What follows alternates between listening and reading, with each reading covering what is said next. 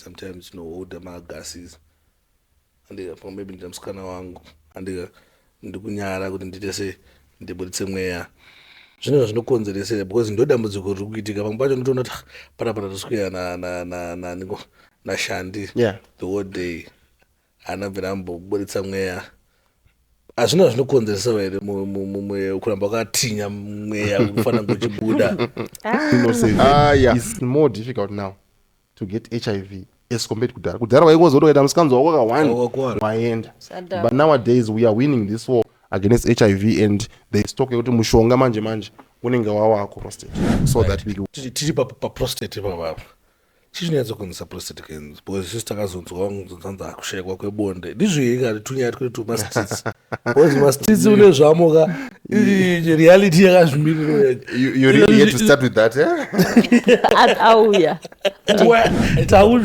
wakaenzakosha kugenyatogara zvakanaka tabva kuita pada nguva yakareba sei apa ndiwane mupiritsi 72 hours.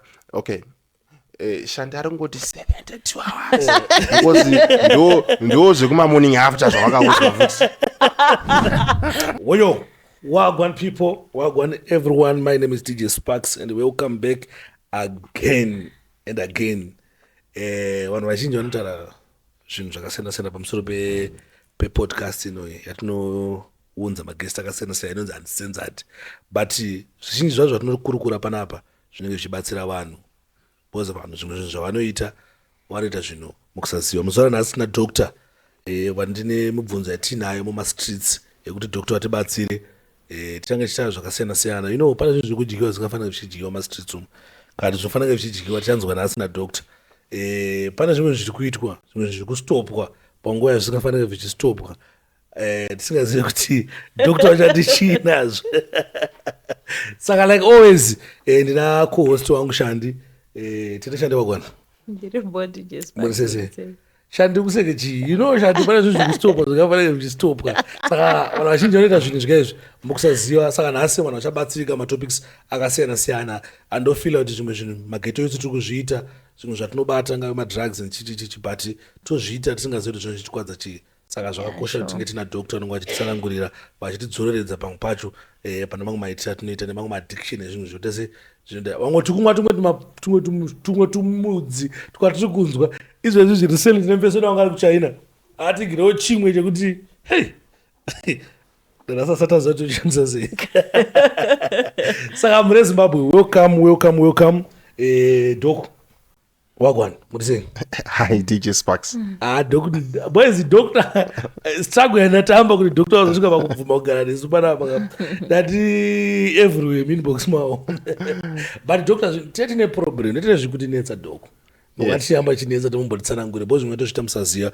Sawa tisati apinda pama-questions atinawo andika tichaita kuti doc atanga vazvintroduce so that munatsoziva kuti ndiani vari kutaura nezvavo. Doc sanganai navanhu. Inonzi Dr. Marowa. Dr. Christian Marowa. Yes. Right. I'm happy to be here. Ndangovhunduka pamati uncensored because I was not prepared for the uncensored part. Wezi takagata kunze kuti ku uncensored. Ndagara ndatiza. Ina ndi doctor. But doc basa renyu mubatsira vanhu. Definitely. Tuma theories twatina tukuma streets umu. Yes. Twatinoito neboys redu zvedu. Asati zoti zvinhu zvinokurudzirwa here pa health yedu kana kuti hazvisi. Yes. Saka tachimbozvibvunza I'm sure vanhu vachabatsirika. But chekutanga pane imwe nyaya inondishota tatitange nayo sati tasvika kuti mubvunzo yedu. Nyaya inoita vanhu yekuti vatinge tuma-addiction totopesa kuti taanatwa pachikafu. Indimo vandotoziva nekuti akasamwa tii andanga kuti musoro wangu wakutema kana akasadaiwo akasadya chikafu ichochocho hamene zvimwe zvatanga kunzwawo pavukati mumastits unechikunzwa kuti ndiri kucreva for something yopanzi nditengerewo akasachitenga ndakutonzwa tungoti mapain. Saka chimbayatotsanangura kuti chikafu tachidya kusvika level ipi kuti izosvika pakunzi taane addiction kana tii kuti musoro wakutema kana kuti munhu akuti hanzi ndikunzwa kuda keki kana pizza tinofanira kutoitenga kana taregedza kuitenga munhu aatotenga kunga problem kakutotaura. Saka chimbayatotsanangura pafood pachikafu chatinodya. So Sparks and Shandi, too much of anything is harmful. Correct. Yes. Even if you tell me that you like bananas, Yeah. If you take too many bananas, they become harmful to you. Right. Okay. Water is very healthy, but if you take too much of it, it can be harmful as well. Right. Yes, I've heard of someone being punished. They say being tortured over once imwa mvura. And it's mvura until it becomes harmful to you. So you gave an example, the tea, kind of coffee. I also like coffee a lot. And but if you take too much of it, because coffee itself, the caffeine, is a drug. Yeah. So a drug is anything that you can take, and then you alter your the physiological function of your body. So when you take coffee, it's a drug, and if you take too much of your coffee, your body will get dependent on the coffee to function. So the body now requires the coffee every day to function.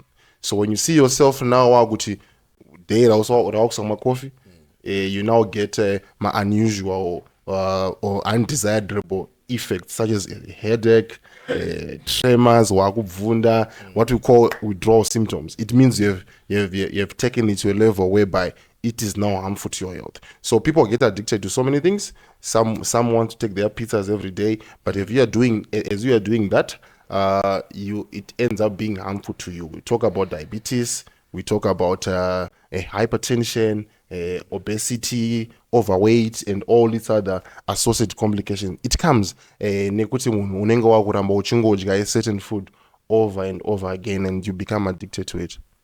Alright. But dumbu tingariite sei kweri dumbu iri? Hapana tingariite here kana hapana kana chimwe jekiseni kana chii. I was trying to avoid kutarisa ndichitaura because you mentioned it. Because you mentioned it, I'm sure everyone else is seeing it.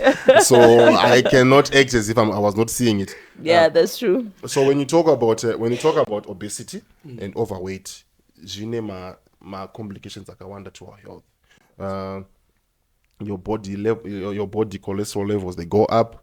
As cholesterol is circulating in your bloodstream, it causes a lot of other problems. Ropa ragu itashoma kwenda kwa heart kwacho, and then that's why uzonzwa munhu anonzaita heart attack, or what we call a myocardial infarction, or sometimes you can just die in your sleep. Onzwaita stroke, kidney failure. We are always operating varwere vanenge vaora makumbo. Gumbo raora because ropa ritendes zvakanaka kumakumbo, and then we end up having to amputate. So it comes with obesity. But you mentioned dumbu. We have fat everywhere in our body, right? You can have fat kumawoko, you might have fat on your chest, fat everywhere. But there's something that we call central obesity. So central obesity, we're not talking about obesity yakanyanyira at the center of your body, tummy, waist area, thighs. So that's central obesity. So we have studies akaratidza kuti fat iyoyo inowanzo accumulator around the tummy, the waist, the hips, and the thighs. Ladies talk about all these other shapes. It's also tunenge chiti fat, and it's you said it's an uncensored show, eh? Yeah. So people talk about various shapes. So someone is saying uyani shape yakadai, but shape yo is square because of mabonzo. Shape your square sometimes because of sometimes not because of the muscle, but you some other people workouts trying to build muscle. So most of the people that we see they have attended shapes akadai. Most of it is fat, and unfortunately central obesity, it comes with its health risks. Okay. Hey, but matera zvinhu zvakawanda pamupata zvinhu kufira kuhope I think it's not serious man kuti chipere because munhu zvanyaya sugar chete motosvika unorara because you can good night akabango unorara Naidok, ndabva ndatoita mubvunzo pamataura nyaya kidney failure. Yes. I have a sister of mine. Anga ari busy those days kubasa kwake, and ainwa ayama energy drinks. Yes. Sterek. Ende paakaenda kuchipatara padai agonomwa 3-4 paakaenda kuchipatara kanzi une kidney failure. Okay. Caused by my energy drinks. Okay. So my question is, my energy drinks anokonzeresa kidney failure here kana kuti zvimwe zvinhu. Okay, so sometimes when you talk about certain types of products, you also risk kutsamwisa vanhu vanomagadzira vanhu vanomatengesa, because there are the people that are making a living out of these things. But of course, when you say energy drink, I mention an actual brand. But remember, pautoti sterek, zvakutoreva kuti pane problem. Yeah. Right. Because if you're taking something continuously, uchitora zvakawanda, pakutoya problem. So my energy drinks ane sugar yakawanda, ane caffeine yakawanda. Remember we're talking about coffee. So energy drink ine caffeine yakawanda kudarika iri coffee. And this caffeine can cause cardiovascular complications. By saying cardiovascular complications, it will affect your heart, my blood vessels. So it may contribute to kidney failure. But if someone comes in with kidney failure, Shanti, it may also be difficult for me as a doctor. Couldn't even that to isolate kuti kidney failure yaita nokuti wakamwa energy drink. But it could have been a contributing factor. So azvire kuti azvingore kuti dai anga asina kumwa energy drink, dai asina kuita kidney failure. But possibly because she was taking too much of it, it could have contributed. Okay, thank you, doctor. Yeah. All right. I want to, doctor, but doctor, what I need to go? Pane imwe nyaya inonzoitika yekuti maybe sometimes older magases andika maybe ndinamusikana wangu andika ndikunyara kuti ndite se ndibuditse mweya zvinhu zvinokonzeresa because ndo dambudziko riri kuitika pamwe pacho ndotoona kuti panapa toswera na Shandi the whole day anabvira ambobuditsa mweya. Hazvina zvinokonzeresa here kuramba wakatinya mweya unofanira kuchibuda. Yeah. Okay. You know what? Do you go to church? Yeah. Do you pray? Skudaro. Yeah. Shanti, do you go to church? Yes, I do. And you pray? Yeah. Right. There are sometimes kuti munhu unogona kuti uda kunamata osvika papoint yekuti wapererwa nema prayer points. Yes. So it only takes one day that you have to go kuchipatara. Unogona kuzomusira waona kuti kutoita mweya ikoko it could be a reason to thank God. Indoshanda kuchitungwisa hospital, general surgery, we operate one. So there is something that we call intestinal obstruction when takuti china yesikufamba mweya wasikubuda dumbu rakuzvimba wakurutsa. So when people come with an intestinal obstruction, it's an emergency and we have to operate. So if we operate you, so you can have intestinal obstruction from various causes. Matumbo anogona amonana. That is what people usually say. Matumbo anogona amonana, or pamwe une chuma or a cancer irimo matumbo yakublock pamwe matumbo. So vanhu panoya vanenge vasingaite chini. Vanenge vasingaite mweya and they will be in so much pain. If you don't operate, they will die. So if let's say to operate on us and the first question that we ask them tomorrow morning when we see them is kuti maita mweya here, maita tsvina here, anditi. So mweya ndinotanga kuuya kana muna kurikafa, anditi.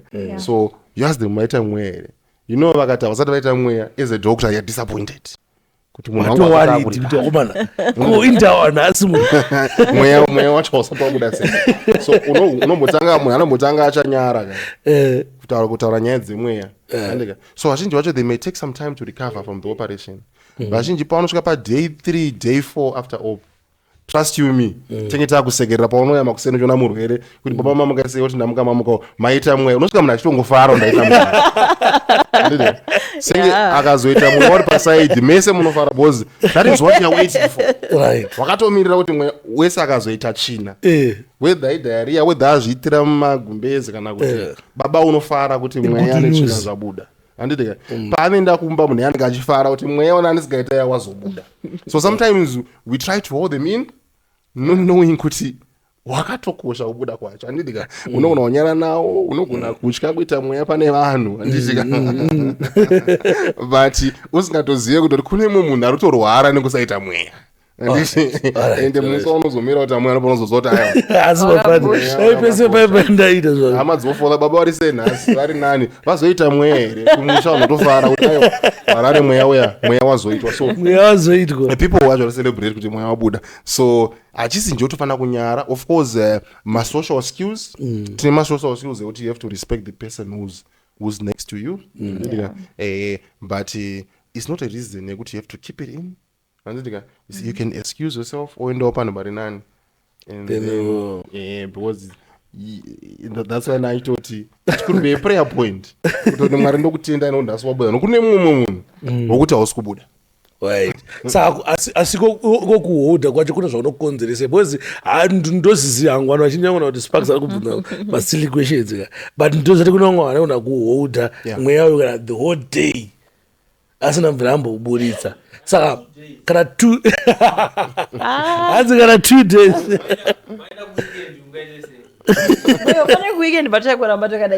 mukaona makuweekend makutata zvokuti maakuzivana zvokuti zuva rakutanga rakupera moraramo muka mangwana it means munhu yega makuzivana zvokuti nyange ukaita aripo wauchafanira kumunyara but zvine maproblems still if you're trying to hold it ndikuita kuti maproblem anga tina maproblem maybe makambotudzowo kana zvimwe zvinogona kukonzeresa tinogona kuzokwasa kuexplainera vanhu atitinawo kuti guys ndikutira kuavoida izvi zvine izvi zvine izvi saka regai ndiite zvinhu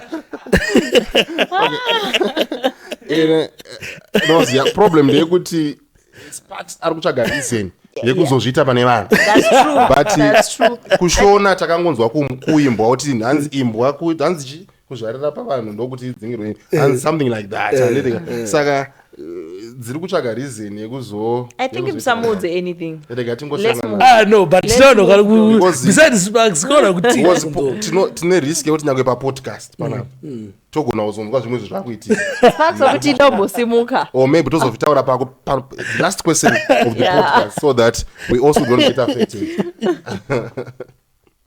but I think ndo problem ndazvinhu vanhu akawanda because vanhu vazhinji havakwanisi kuti vatobudisa magasi aya eite chinyara edu but hatizivi kuti zvotikanganisa futi even pahealth so magasi akaramba ari maemba kuti munomusa makurwadza just take airlock I'm sure when people use term not airlock airlock imagine magasi aramba arimo mumatumbu andika it may also affect the normal bowel movements anditi dumbu rakusunga pana munhu anogona kuuya achiti dumbu rangu rikurwadza rakangosunga you feel kuti my tummy is tight, it's gassy zvokuti when you finally let's say you take an MMT or you take a Reusa, an antacid unozonzwa magasi aya kubuda and paanobuda you feel relief so if you're trying to hold them in you're going to have abdominal discomfort wakurwadziwa dumbu rako ratight right but tiri papo magasi papa ndika kuna vamwe vanhu kuti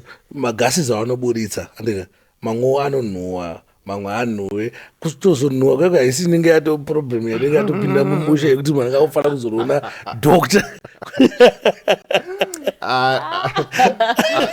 hatisati zvedu tava nechirwere chinodefina kuti ukanzwa chinhuhwa so chirwere chakati but vanhu vanongoti siyanei andidika depending maybe nechikafu chavanodya depending netime yavanotora maybe even as an individual you can tell kuti sometimes when you go to the toilet hauproduce one smell depending sometimes depend nekuti for how long have you been holding it chikafu chawadya chakaita sei so zvinongodipenda nokudaro hakuna zvako chirwere chatozoti ano munhu amwetagozobata kuti anga wambono nedoctor but tiri pana zvinhu zvatinohodha ipapo dok avengana kunemwe bvunzo but tiri pana zvinhu zvatinohodha ipapo vamwe vahodhe magasi chete vamwe tohodha even wet tinoitinya zvekutoti takatofunga yachaiwa tona kunozonoitira kumpa wet hazvina zvinhu zvinokonzeresawo here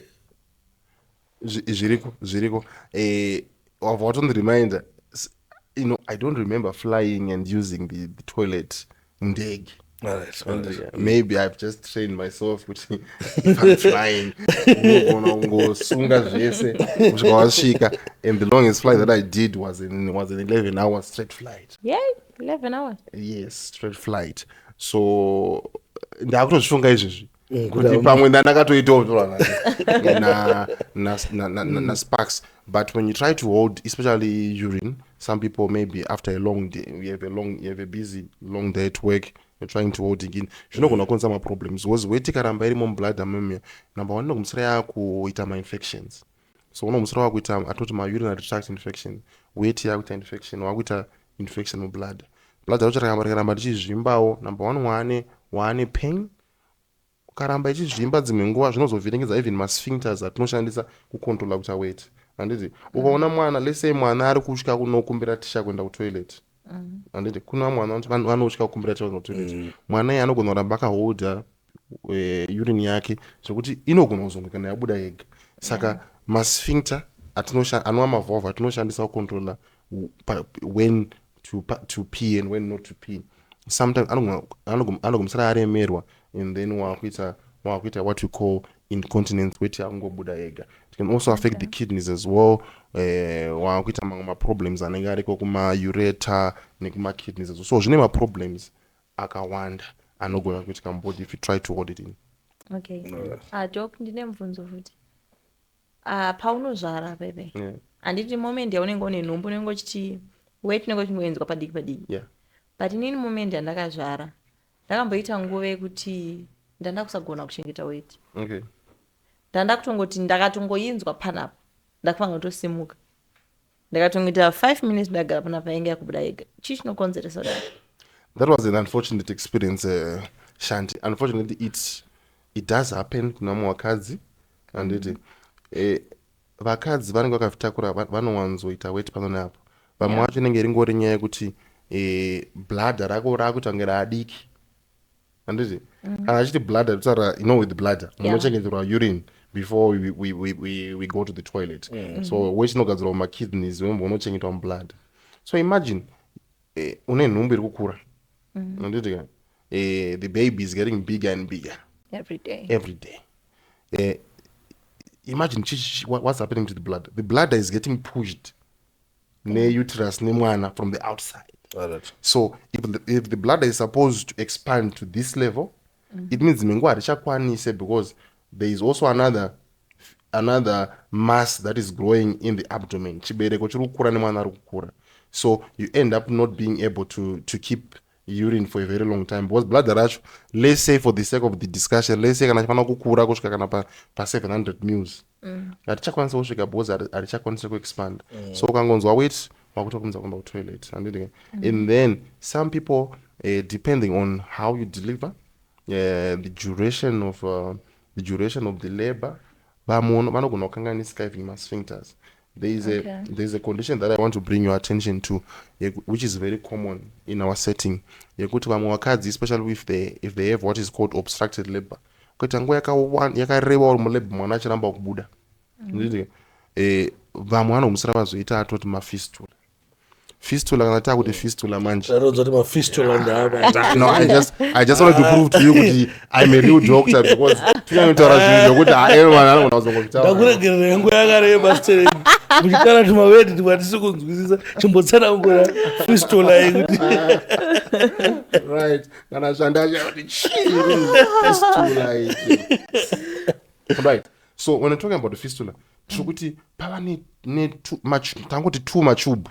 Andika akucommunicate, andite. So kana chiti fistula, especially kuvanhu vabva kuzvara, vanogona kuita fistula yekuti tsvina, pathway yetsvina yabatana nevagina, andite, because pawaedza kupusha mwana for a very long time, andite, pakagumisira paita kamwena pazvanojoinana. Saka vamwe vanhu unomusa kuona tsvina chaicho yakubuda nemuvagina, andite, what we call erectovaginal fistula. Vamwe unomusoro wakuona weight haichabuda nemu-actual urethra, yakubuda nemu-vagina. So just imagine anenge ari mukadzi abva unozvara zvake 6 months after they deliver, atori nemurume, but tsvina yakubuda nemuvagina. If this was a real uncensored show, this is what we're supposed to be talking about. China yakubuda nechi nemuvagina aita fistula kana kuti weti yakubuda nemuvagina ende because tambotora nyaya yemasphincter aya mavalve anokonzera kubuda kwechina nokubuda kweweti kana if that happens it means kuti hapasisina futi control anditika weti yangobuda painodira kana kuti china yangobuda painodira. Unfortunately we do have makesi akawanda akadaro anoitika muno muZimbabwe. inini pakashata sadaro kaise kuti wakano and ngari mukadzi wako mutorati papinda mhepo asi zvinozorapika here zvinhu izvi kana titira kuzoti hano mukadzi wangu uyo anokwanisa ngoti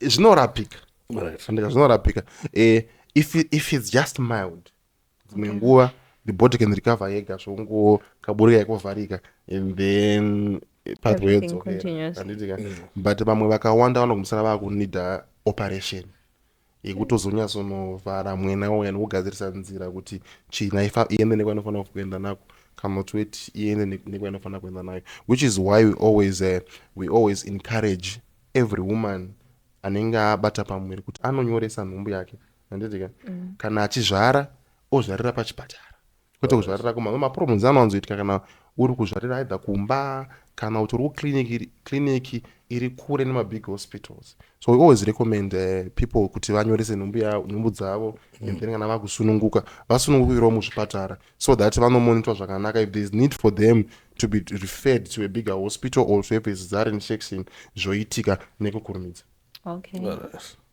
apa wetipo pane tunyaya twedu twatinonzwawo hedu tunyaya twedu twekutiwo kana uchingoita sevakaoda weti for nguva yakareba ndika paunozotonga wakuchembera paya ndopakuti tinonga kungoti weti yacho pese pese. Possibly it happens Marowa ndizvi because shandi dai zvaitika kuvakadzi shandi dai amenshina izvo exactly. So unfortunately ukaenda kuchechi ukaenda kuchechi paya uri kuchechi kuna nababa vakawanda vangu vakura nasekuru ukaenda kuchechi kana pamuchato kana paine gathering yakareba sirei you may notice sparks kuti pana namudhara vanogona kunge vachingosimuka vachingobuda vachidzoka vachisunga vachidzoka and kazhinji zvinoitika is people are getting older. It can happen naturally pasina kana any other problem but vanhu vane sugar it happens a lot. Isa kana sugar dzavo dzakakwira they go to the toilet a lot. Vanhu vanenge vane mainfection muurine or bladder zvinoitika futi kakawanda but in these older men it could be a symptom of a prostate cancer kana kuti prostate yakakura. Prostate inogona kukura iri either cancer or what we call benign prostatic enlargement yakangokura but isiri cancer. So kana prostate yakura manje weti dzimwe nguva wakungoita weti pano apo ende kana yatouya inokumhanyisa kuenda kutoilet kuti you cannot wait. Paunoita weti yacho yakubuda isina simba kana kuti uchipedza kuita weti so unonyatsofila kuti ndapedza zvangu asi mune imwe ichiri mukati. So those people they frequent going to the toilet and unfortunately it happens in older men because prostate cancer is also common in older men. So tinogona kuzongobatanidza kuti pamwe munhu aiholda urine yake zvakanyanya ari mudiki but kazhinji just being old not diabetes but most commonly issues to do with the prostate. Right. Tiri paprostate papapo chizvinonyatsokonzesa prostate cancer because isusu takazonzwa nzanza akushayikwa kwebonde ndizvoika tunyaya twete tumastitsi because mastitsi une zvamoka reality yakazvimiriro you really get to start with that auya okay because you're a socialite you had to start with that but because I'm a doctor I'll not start with that. So because I'm a doctor prostate cancer it can happen kana munhu akura as you get older the risk is higher. Shanti it doesn't happen in females. Okay. Cool it down. Ndakakula. So because you are older when you get older the risk of prostate cancer gets higher. People who smoke, who drink alcohol, they're also at a higher risk of prostate cancer. People that are obese, overweight, they're at a higher risk of prostate cancer. You see obesity, inobata kwese. But most commonly people with family history of prostate cancer. So kana mufamily menyu mune mumwe munhu akamboita prostate cancer, so it means you can also be at a higher risk of developing prostate cancer. And pakakombewa varungu nevanhu vatema zvakaonekwa kuti it's also more common in blacks. So we blacks, in blacks, prostate cancer is more common, and it also occurs at a younger age, and the disease progression yacho iri more aggressive in blacks as compared to whites. Mastudies avakaita futi ndopa vakaona Sparks kuti people who ejaculate more, they are at a lower risk of developing prostate cancer. So ejaculation can come from having sex and or nedzimwe nzira vanhu dzavanoziva. So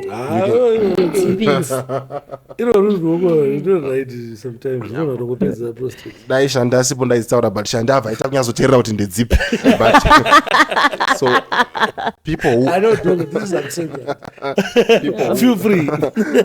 People who ejaculate ndiri mukuru wekuchechi, so ndinogona kutadza kuzotaura zvatoramidza kuchechi kuti vana vakomana musaite zvakati, asi ndiri kutotaura ndisimudza ruoko vanhu vari kutozvibata handitika. So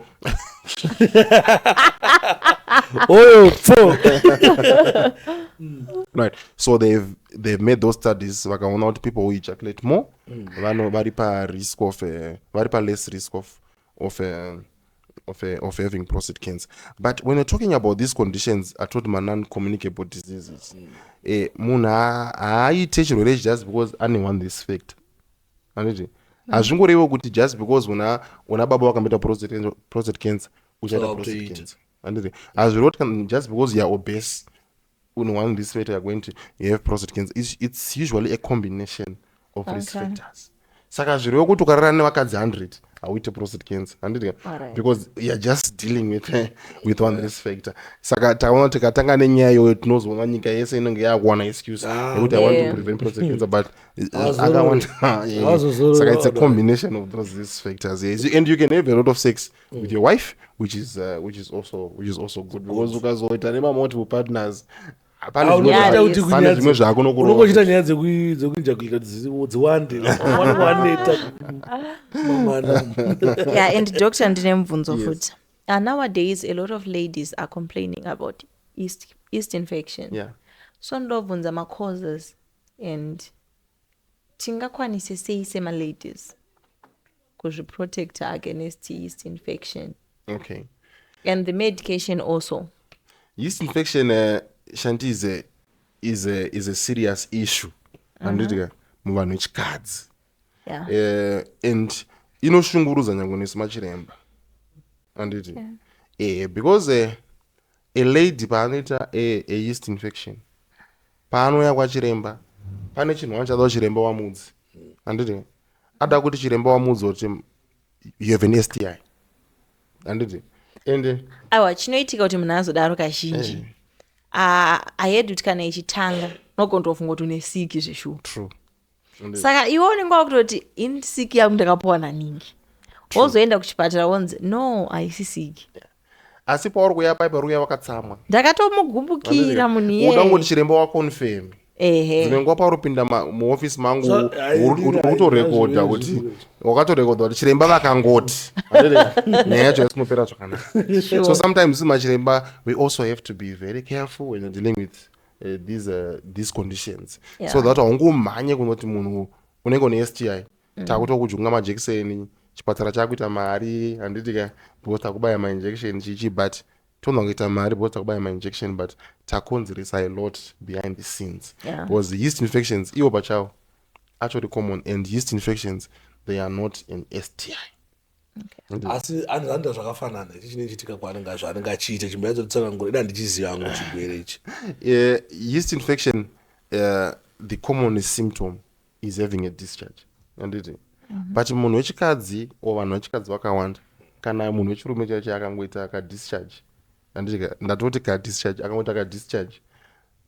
Akutoti the question is it not an STI?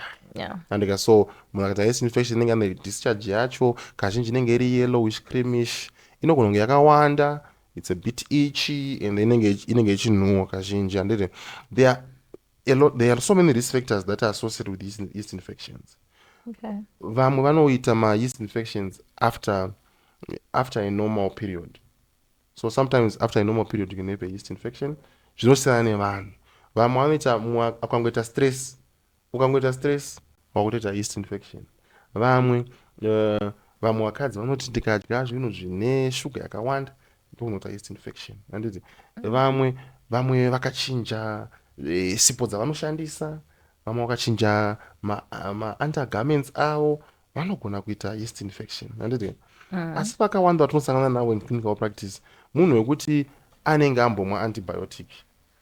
So sometimes when you take an antibiotic, let's say waenda kwachiremba wanyorwa antibiotic, wangwenda pharmacy wopiwa antibiotic, what we call broad spectrum antibiotics. Paunopedza antibiotic iyoyo unogona kuzi not after a week or two unogona kudevelopa yeast infection.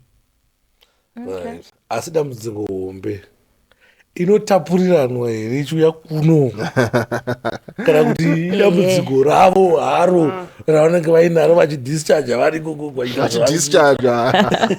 Right. You can also have a yeast infection without a discharge. You can also have it without a discharge because ukaita kafungal infection mabhodhi edu kazhinji they're able to fight this off and then inogona kungopera yega, or sometimes you have to come and then tokupa treatment. Because your partner has got this infection muvagina yake, if you have sex with her you can get the infection. So it does not mean that men do not get these fungal infections. Varume vanotoitawo mafungal infections acho, asi kazhinji varume kazhinji, but doesn't mean it doesn't happen. Asi kazhinji varume havazowanzova nemadischarge aya from this infection. Vanogona kungoita itchiness on their penis, dzimwe nguva karash, kanenge kane tumadot red sores, dzimwe nguva kana kuzvimba foreskin. So varume vanogona kuita what is called balanitis. The most commonest cause of balanitis, kana balanitis kuti inflammation of the head of the penis and the foreskin. So the commonest cause of balanitis in men are also fungal infections. So it's also possible kuti if your partner akaita fungal infection, murume anogona kuitawo ka itchiness kaanogona kuita. But it's a condition that is easily treatable. Inokaita fungal infection. Yeah. We have fungus in our bodies, all over our body. So havisi kureva kuti pauri kuita fungal infection yashandi, havisi kureva kuti number one, havisi kureva kuti waitora from somewhere. Kazhinji vakadzi vanoti ndakazadzwa nemurume. Munogona ndikakutorai muri 2, ndikakutestai mese ndikaona hapana kana infection iripo, ndokugarisai on an island yamuri 2 yekuti hakuna kwamuri kuenda for a year or 2, it's still possible to get the yeast infection. Pasina kana mumwe munhu wamambosangana naye kunze, because these are infections. Tine ma-infections atagara tori nawo normally in our bodies, and we are able to live nema infections aya tiri at peace. Tika mukanwa makomo izvo so tikaita kanonzi swab kengo brusha mukanwa mako toendesa kulab, munobuda ma-infections anotyisa agara atorimo. So tine mabacteria nemafungal infections agara atorimo. So paunozita fungal infection panenge paitika a misbalance between vatoti ma-commensal bacteria those fungal infections. Then the fungal infection they start to grow a lot. Do you know something, Shanti? Tinoona kwanza vatinorapa kuzvipatara vanenge varumwa, a human bite is very dangerous. Kungoti indoruma sparks. Yeah, that's a very dangerous wound. Izvo sparks ndikaisa banga apa nemazino ashandi ndikauti choose the knife. The knife is clean, the knife is clean, harina ma-infections arinoisa kwauri, but mukanwa medu mune ma-infections akawanda, possibly kupfuura any other part of the body. 4. So a human bite is very dangerous. So and vakadzi kana vatsamwa they are number one weapon kuruma. And paunorumwa, especially if you are diabetic, ukarumwa a human bite, we have had so many people vanoziva kuchipatara roko rwaora taakwadembura zvigunwe kana kudembura roko. Nemwe sawira wangu so takazoita namba kuzivana muchipatara ari murwere, takazomudembura roko panapa, tamudembura papaora futi, vatazomudembura panapa. asi munhu ari Arumwa. diabetic akarumwa Arumwa. munhu ari diabetic akangoita any infection inogona kuwesena zvokutoti unogona kutofa kana kuti pawarumwa vanogona kuora gumbo roora tozoita se tozokudembura gumbo. So this guy akarumwa wacho akarumwa negirlfriend anditi small house ndeyamurume anditi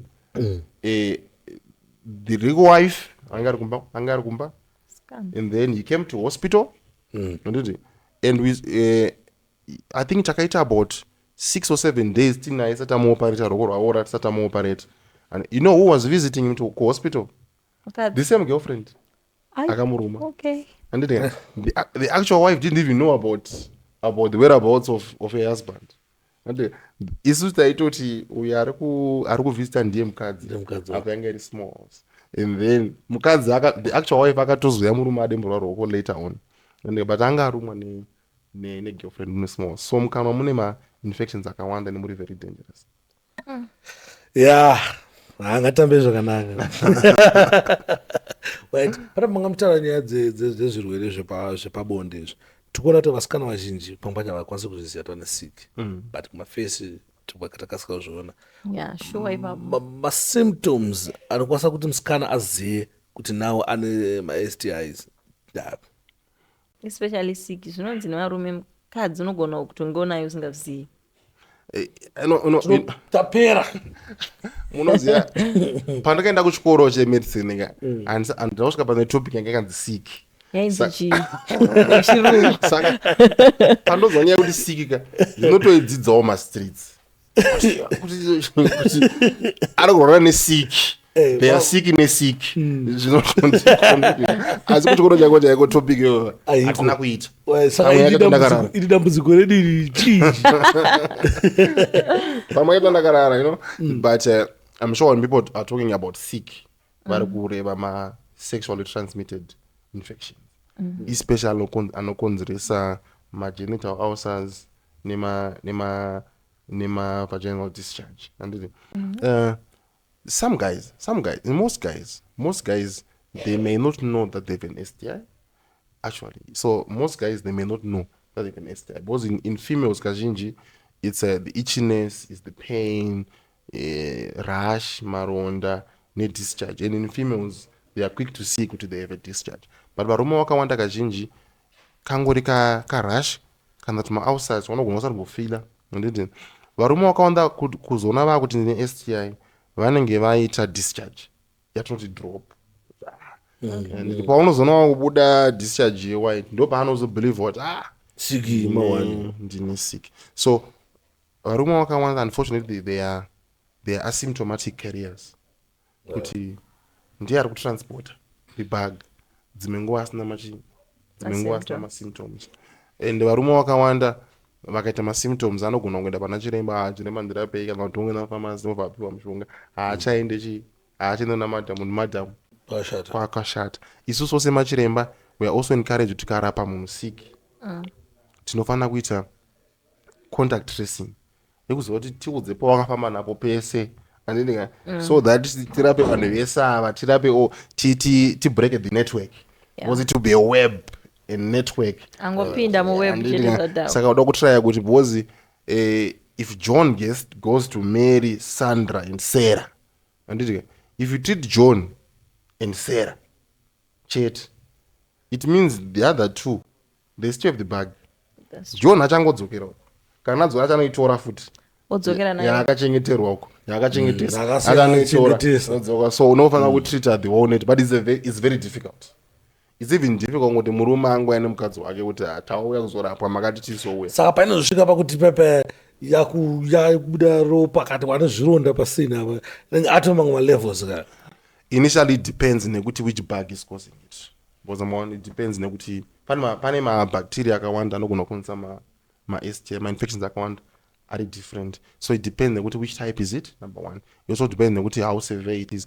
Any infection yaoneta mubody mako, your body will try to fight that infection. So it will also depend nekuti how is your immune response to that. That is why vane sugar, vane HIV, vanogona kuaffectwa nema-infections akawanda because immune system yavo inenge iri suppressed. They are not able to fight off these infections. But if you are fit, if you are well, you can have some of these infections and then your body just deals with it without even having my symptoms, and you'll clear up from your body. So that would depend nokuti immune system yako yakasimba sei. Alright, but still got to need to go to my tonzi tumaji tumamithi tonzi tumamithi katini ari kwesito kuti ogara nemunhu ane sika ndikati ogara nemunhu ane chirwere achingopedza kubva mhanya kubhaketi obva anoenda se obva anogeza obva kwati kune neskili yekuti anzoniwo kaina ndika hangonifesi wakuita weti panobuda weti pa panomuramba wakabata kusvika chaita chibhora so obva zvati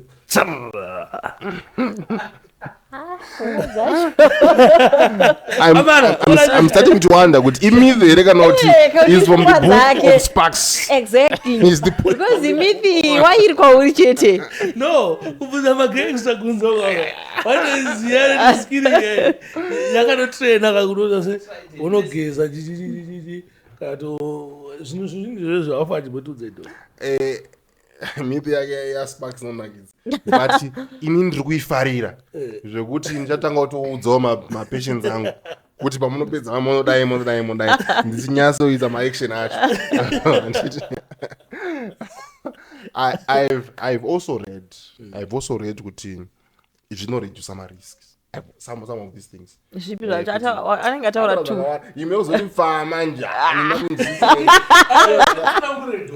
anongochita wetu papedza weta nika kana kuti india vanhu asina kuchecheudzwa unobata kumberi kwechifoskinje nika weti tanga buda so nika so obviously nobva anozara mukati meme nika choita chakuita chibhora so nika ubva wasiya kawani so I now understand what he's saying kuti unenge wakavhara foreskin weti yozara muchizongobuda kawani wozongoti kawani hanzi abo bamastreets munorapa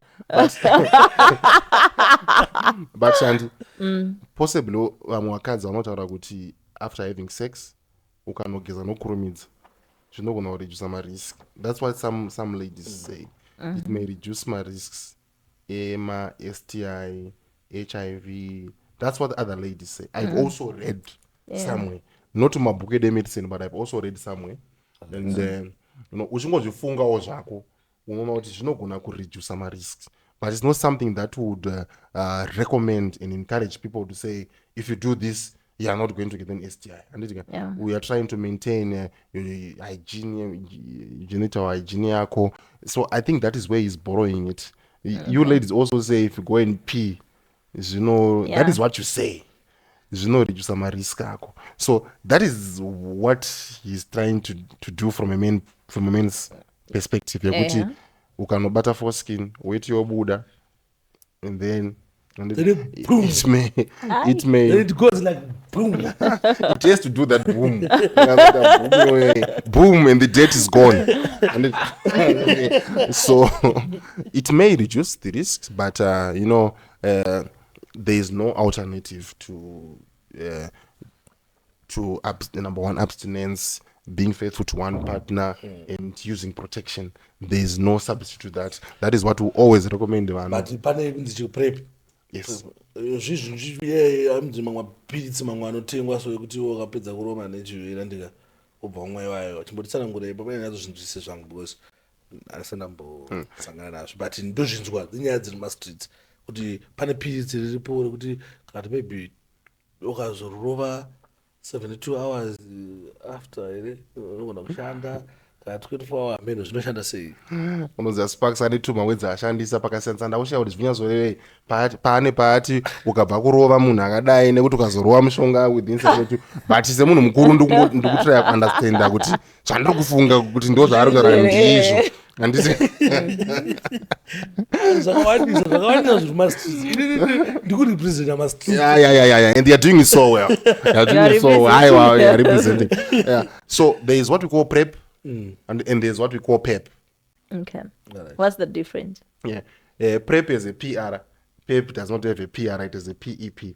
So PEP, we are saying post-exposure prophylaxis. When you're saying prophylaxis, we are saying it's a treatment that we are giving you to prevent the disease. That's PEP. I know. I've defined with prophylaxis. Okay. What we are giving you, prophylaxis is taking a treatment to prevent a disease. Okay. That is prophylaxis. Andika. Haina akazotambira kuti kumedicine kune mamwe mawedzi asatombogadzirwa. Baba mukarichaura izvozvo mozviruma mundani. So we're not saying PEP, we are saying post-exposure prophylaxis. Kurukupa treatment after you've had exposure. Okay. PrEP, we are saying it's pre-exposure, before exposure. Okay. Right. So we are saying let's say I'm not going to use myself as an example. Let's say Sparks and is your partner and then let's say he's HIV positive or you don't know. But you definitely know something is going to happen at some point. And you're at high risk of getting HIV. We can offer you what is called pre-exposure. Okay. Before you even have the sex, go on this treatment so that we prevent exposure. Okay. So that we prevent contracting HIV.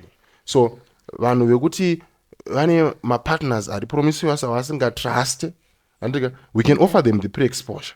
Kuti ndimtrust. And we can give you the pre-exposure, that's PrEP. Or the ladies of the night because very high risk. Yeah, sure. Very high risk.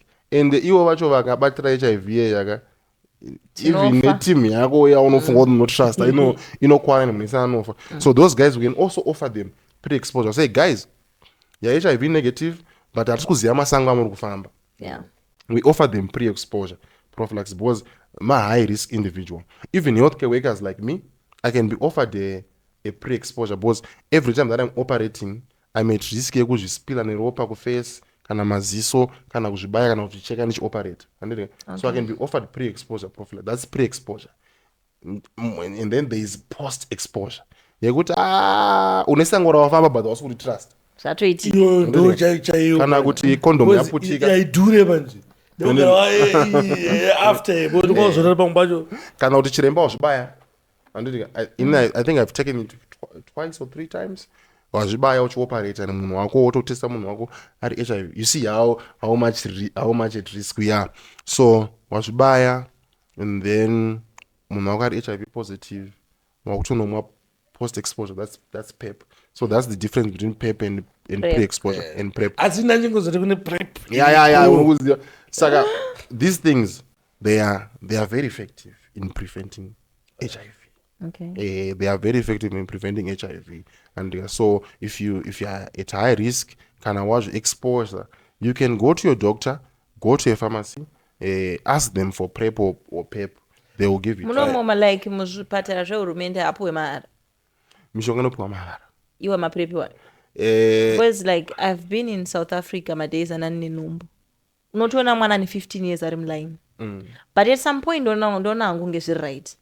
Kutongoti kana uchitongoziva kuti ndoriska enda akonomira ende munhu wese anozongoriska. That's true. Munhu wese anozongoriska. But good news guys because in Zimbabwe now we have an injection that we can give you for pre-exposure. Andika utogona kubaya roshanda kana for 6 months to about every year.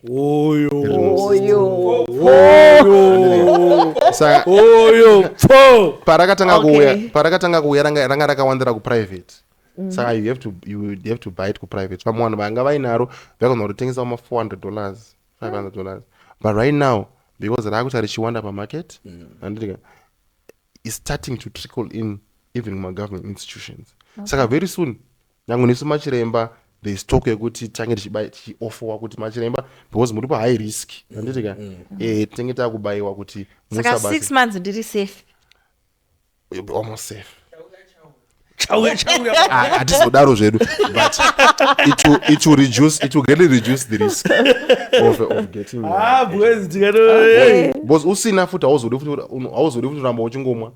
It's like kumwa mushonga we contraception when your husband is away and they're not going to be having sex for the next 2 or 3 months. Right, but even the PEP after because before you tona mungwara vangwara condom but after zvotoitika sininowanika easy zvototi dhokuka tikatoenda kufamasi zvinotoita kuti ndikutoda sini iyo zvine price ari reasonable maprice yekuti ari affordable kuno munhu wese akugonawo kuita sekuita zvinhu.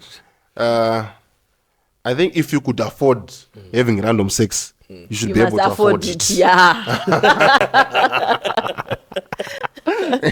Because why could risk usina mari? If you could afford having random sex, Because don't post it means wangopinda Mastisiti unprotected sex ndeyembinga ka. Mbinga iyo ichikutekera You see. Saka ipiritsi ijection chi zvinhu zvinowanika sezvakachipa. Arimo mazuva ano mapills, you can get them for around $20 to $30. Kudzidzisa vanhu man. But you need a prescription. You need a prescription because pharmacists will also not be allowed just to sell it to you. And it is, so you also need a prescription. Right. So to see me, imagine you're paying you're going to pay the $20 consultation fee.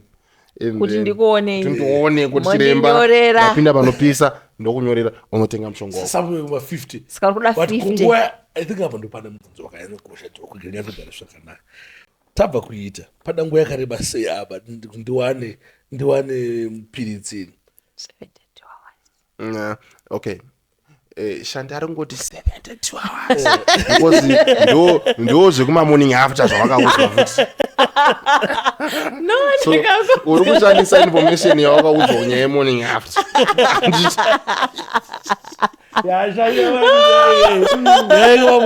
Kana ndiri kunyepata ndiwati anisenzati wanzi uri kuiswa chekuti kutopiki yatakaita morning after kwese ndakati 72 nengo chiri safe. Apa toita nguva yakareba sei dhogo apa. Right. Shandi is right. The earlier you take it, the safer. Okay. So we don't just say 72 hours. Okay. Azvirevo kuti wait for 72 hours. Because if you compare someone who has taken it within 24 hours and someone who has taken it between 48 to 72 hours, munhu atora early ari safer. Okay. So you need to take it as early as possible. Okay. The earlier you take it, the greater the chances. And azvirevo kuti ukazotora pa day 4 uri nandana asina. Alright. Ukazotora pa day 4 uri nandana asina, but akutiwo machances ekuti achieve vatoda kuachieve akuita achita lower. So that's why we always just say 72 hours, but the earlier you take it, the better. Kana utopinda uchoziva ndinaro momwe zviri nani. Unenge uchatungirira. Okay, naidog. Ndinoda kubvunza panyaya dzema-morning after. Yeah. Because I heard dzimwe nyika I heard kuti dzinoti morning after 1 per month. Ende rinototengeswa neprescription yekuti mwedzi unoyo wakanwa. You have 30 days usina kumwa morning after. So my question is, morning after kunzo kari kumwiwa. Eno wangona muroad ona kabeva kane piritsi wana kuna rimwe piritsi rotengeswa riri 1. Good. So my question is ma disadvantages ekumwa morning after hobo. Because morning after nekunzwisa kwangu ronzi kana wariska once. Emergency. Aungaitoba emergency for bamwe. Every day per week 7 my emergency. Because it's an emergency contraception. Exactly. But kuna not my emergency every day. Every day on pa emergency. Ukaramba uchirimwa number 1. Ucha reduce what we call the efficacy yaro. Kushanda kwaro. Andika machanzi ucharamba chikushandira ari low. And my morning after we uri kutora ma hormones. They contain my hormones. Saka chano affecta the hormonal balance yema hormones ako that define you being a woman or no control your menstrual cycle. That is why you see that if a woman takes the morning after pill, the next period may not be as normal. Zimengwa inogona kuya early, zimengwa inononoka kana kubva wableeda zvakanyanya, handiti kana kutombokangana kutombouya. Inogona kukangana kutombouya and then munhu akutochika kuti ane because you've messed up my hormones ako. That is why we end up saying, you know what, you can't take this all the time. And there's also talk kuti young girls who say ukamama morning after unogona kuzotadza kuita pamwiri kana kubata nhumbu kapaonoda kuti it is now coming from the fact kuti if you take them so many times it will mess up your normal menstrual cycles. And you may not ovulate when you expect to ovulate, and you may not conceive when you expect to conceive if you take them a lot. That is why we're saying, well, you don't need to be taking them every time. It's an emergency contraception. All right. But tiripa mapilisi pape ekumisa zvinhu. You know, singachishandi. Hapana. I think Shanti can read your mind. No, mune mambo takadiscussion achikubvunza uchitomuudzawo zvinoitika kwakadzi ozona anozvibvunza papodcast Pamberi peZimbabwe. Shadi, cool down. It's okay. Doku. Tuna doku na apa utaure zvinhu nika doku aripo. Doku pane zvinhu zvinoitika muma streets. You know, munai kuna ngoti aenda kana maybe ku vacation. Andika. You cool down. Mnaona ngenda ku vacation maybe enda na birthday kana amino zvangoitika panga vacation kaitika. Baronga mtambo wauka maybe ni wari week wari wese nemunhu akandika. Then munobata kwenda ku periods. Pane ine mapirids anomisa ipapo kuti maybe watangoda kuenda kumwedzi zvezvi potora mapirids women zvine uyezve mumwe mubvunzo wacho kana achinge aripo hazvina here mawana azvo azvinazvo zvinhu izvozvozvo. Ndichatanga kupindura your last question. Zvine mawana zvinazvo. Alright. Anditi because why zvine mawani nokuti tiri kushandisa mishonga iyoyo anditi for my effects aisina kudesignirwa anditi so we are making use of my side effects emishonga anditi so we are actually abusing these drugs. We are using them not for their intended purpose. So already tatotanga nekutoti tiri kuabuse mishonga anditi so iriko mishonga iyoyo yekuti dzimengo wakaimwa let's say if someone is bleeding a lot, it can minimize bleeding. So sometimes you get my patients are nowhere achiti ndokubleeda zvakanyanya especially pakubleeda zvakanyanya because like in my days andakazvara ndakaita mwedzi ndichibleeda. Okay. Like a whole month. Shame. Ndichitobleeda every day. Yeah, pregnancy yako yange yakaoma because waimention akawanda mwana ndopo wakaziya zvinhu zvinomisa ropa. Ndakatozviziva because I was going through a lot. Funga kuti one waluza ropa nekuzvara. Ini 30 days uchibleed. And they can become anemic as well. Wakutoda uzowedzerwa ropa. So sometimes munhu ari kubleeda stereke chine mishonga kuti munhu akukupa kungoti to minimize the blood that you are losing. So unfortunately some people are now making use of that of that effect emshonga.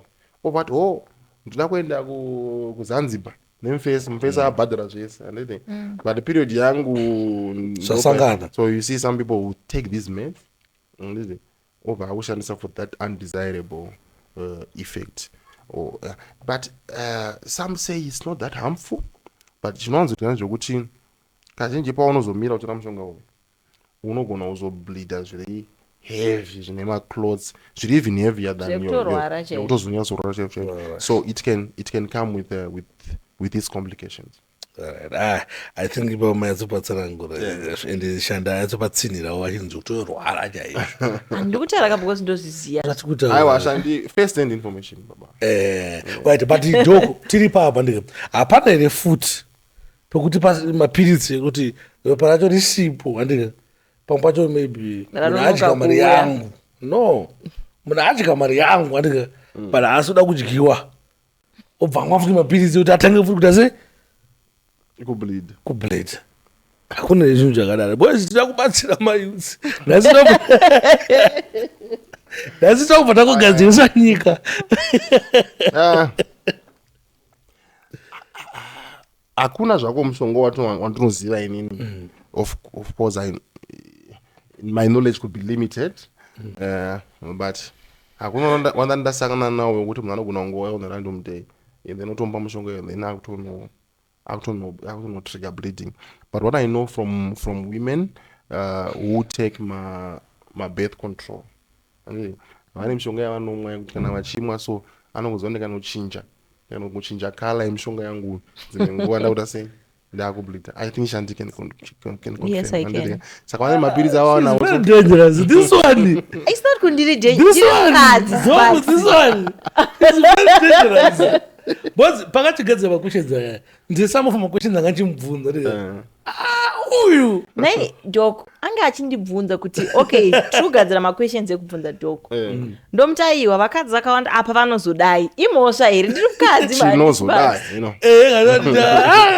very dangerous saka inachiti maybe pfungwa dzashandi dzakutaura maybe hakuna zvinhu zvakaita se zvakadaro but idzonyanza kuchinja makala but it's not so common zvazvo in the young women because most of the young women that are most likely going, let's say, are going to date a young woman, kazhinji kacho havasi vanhu vanofarira futi macontraception acho.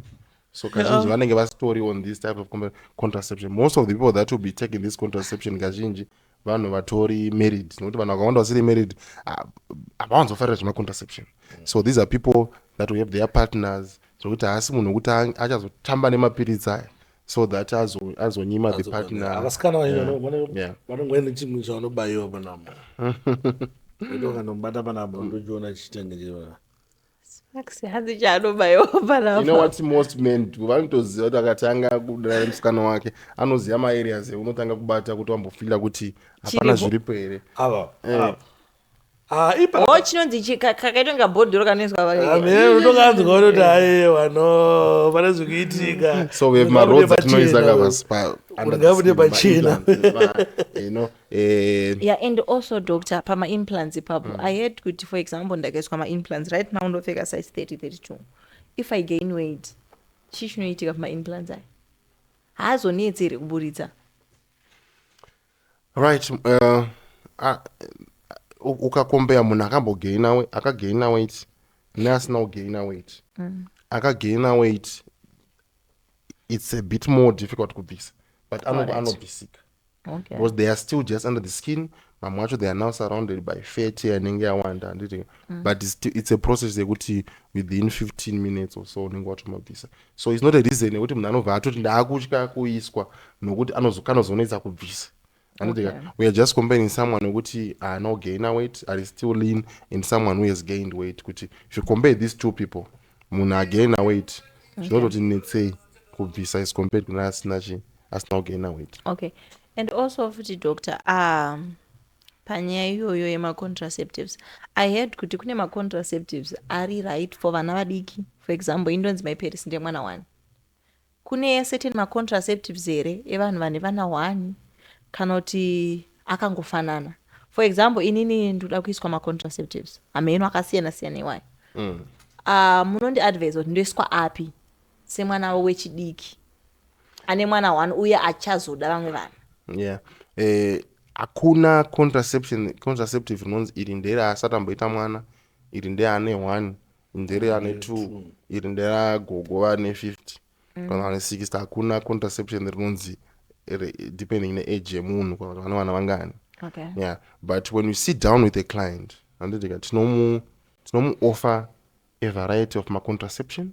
Kune mapiritsi ekunwa anditi kune majadewa ane maimplanon anditi kune malupa ariko anditi kune depo rinobaiwa. So zvakudependa nekuti what are we trying to achieve here.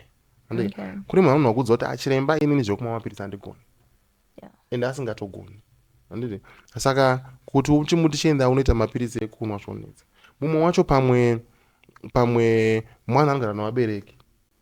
Anditi kuti but she's in a sexual relationship. Anditi kuti aende kumba nemapiritsi kuna vabereki hazviiti. Anditi kuti umise jadhel rinongooneka hazviite futi. Anditi saka wakuona kuti mwana uyu maybe chinogona kumitsira pamwe idepo rekubayiwa risingaoneke kana kuti loop risingaoneke. It all depends nemunhu. Kune mamwe ekuti munhu akamapiwa anoreduce bleeding. Anditi ekuti maperiods dzimwe nguva anotomboita kunge amborowa sana depo yekubayiwa, and depo inolasta for about 3 months. So you could be in a relationship yekuti okay, I don't want to be pregnant today, but maybe after 6 months or 8 months I might want to be pregnant. Okay, so maybe the depo will work for you. Uchangobayiwa after 3 months atishashanda.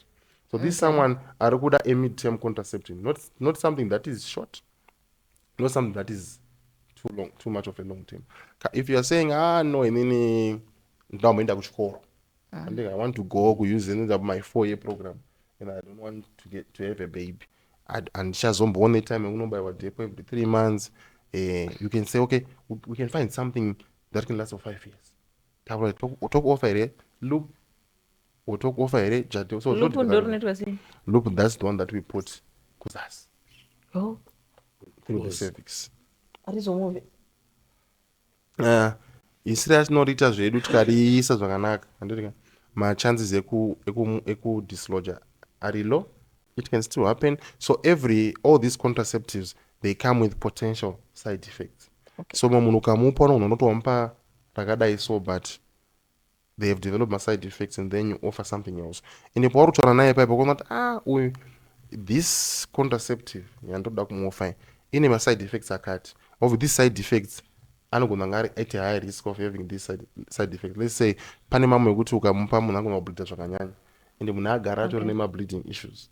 So ukamupa that contraception is still not going to work. So it depends nekuti what are we trying to achieve. So we individualize it to the specific patient that we have. Okay. Kodoko kundoku kunonzi nowadays vanhu vari kuti inini ndakarara nemunhu ane chirwere achimwa mapirisi ake zviri right haakwanisi kunditapurira. Is it true kana kuti inyaya dzatiri kugadzira mastreets? Okay. Sparks angataura something. Anga achida kubvunza mubvunzo saka ratobvunza. No, ndada kuti zvoni ndinotonzwa kuti mastreets kuti paya kuti munhu anomwa mapirisi ake akatotestwa kana yema kutenga wangotenga zvinhu zvepharmacy zvazviyandika matest anza ndobuda atoti bo. Saka tinokuwara kana zvakadaro. But allow me to start by addressing. It's okay. It's okay. So matest atinoshandisa haasi kutesta for the HIV. Anditi ari kutesta for the antibodies. Okay. It's an antibody test. So HIV kapinda mubody memunhu, anditi yapinda the HIV part, let's say the HIV particle yapinda mubody mako, your body is going to create antibodies, anditi in response to the HIV. Anditi that is why unzwa nyaya yekuti window period, because patime what window period taiti no, kana une less than 3 months waita HIV, tiri kuti body yako dzimenguva isati yagadzira enough antibodies achanopikwa patest pipe. For example, ukabata nhumonhasi, pregnancy test after 2 days nogona iri negative because muurine hamusati mane enough molecules ekuti inopika nhombo. So when kana chitesta na HIV, we are testing the antibody to the HIV. So ukaita HIV irimo musystem mako, it means you are going to have those antibodies. Saka whether viral load yako, viral load tikutaura nyaya yevirus yacho kuti the viral load is now suppressed, dzimenguva yava undetectable, kuti the actual virus yava undetectable, but the antibodies will always be there. So you can have an undetectable viral load, but when you do the antibody test, the antibodies will be present. So hapana mukano wekuti munhu uyu because ari kumwa mushonga ava ne-suppressed viral load over wamuti over wanotest over wanzwa kuti antibody is negative. So those trips, if HIV positive, they will always be positive. Okay. But chinonoita undetectable yava viral load. That's what handi tinotesta kuti mubody maane virus yakawanda sei. Patiri kupa mushonga we are hoping kuti the viral load inoramba ichidzika. Andika kusvika yava undetectable. Ndopata kuti if your viral load is now undetectable, the chances to transmit HIV are very low. Okay. Are close to zero. So nowadays we are now saying undetectable is equal to non-transmissible. Okay. If someone is HIV positive, if they are taking their medicines and viral load kana yagonzi yava undetectable, my chances ekuti anotransmit HIV to the partner are very, very, very low, almost close to zero. That is why we are saying undetectable is equal to non-transmissible. That answers your question now. Yekuti une partner yako ine HIV ari kumwa mushonga zvakanaka, viral load yake yava undetectable, it means iwo wacho uri a bit safe because my chances of transmission are low. Kudhara taive taiti 90 yekuti tikuti let's make sure that we have tested 90% of the population. And by 90% of the people that are going to test HIV, let's make sure that 90% of those people are on treatment. And when we start treatment, let's make sure that at least 90% of them, they have a viral load, an undetectable viral load. Nowadays, we're now saying 95, but we are saying let's make sure that 95% of the population has been tested, 95% have been very positive, has been put on treatment, and 95% is an undetectable viral load. Nowadays, we are targeting 100%. Let's make sure that 100% of the population, everyone knows their status. And the when is positive, let's put them on treatment. Make sure that 100% of everyone who's positive is on treatment. If 100% of those people have an undetectable viral load, it means we've won the fight against HIV. We have achieved what we call herd immunity. So nowadays, I usually joke around with people. People should not take me too serious. But I always say, nowadays, it's now very difficult to get HIV as compared to that. Which is why unoona opinion pamwe pantu patinokutesta yaudza vanhu vasirivo because as a country we have been fighting this war against HIV and our numbers are improving. Vanhu vese vakuti vanhu vakutestwa, even varume vakuya kuzotestwa, varume vakutoityawo HIV nokuti mazuwano vanhu havachachotestwa HIV. Nokuti kudhara waiti ukangonzi waita HIV watoonda, wakutorwara, munhu wese akutoziva kuti anayo. But nowadays you cannot tell who has it, who doesn't have. Saka kuna munhu achatya kutestwa, ende munhu wese akuziva kuti having a positive HIV result is not a death sentence. It does not mean that you are going to die. So we have fought the war and we are winning against issues with stigma. You can live with someone that you know ane HIV yake. Uchitomuunza kuti mama mushonga here, akuchanyadzise. So we are winning this war against HIV, and that is why now you hear kuti ukarara nemunhu ane HIV ari pamushonga and ane an undetectable viral load, the risk of you getting HIV is low. So there are people that are in what we call a discordant couple. So kuti one of the partner ane HIV positive, the other one hana are HIV negative. They can live a normal life. You can also offer PrEP to the other partner negative. With all right, with negative partner are positive, safe. You can also have a normal pregnancy.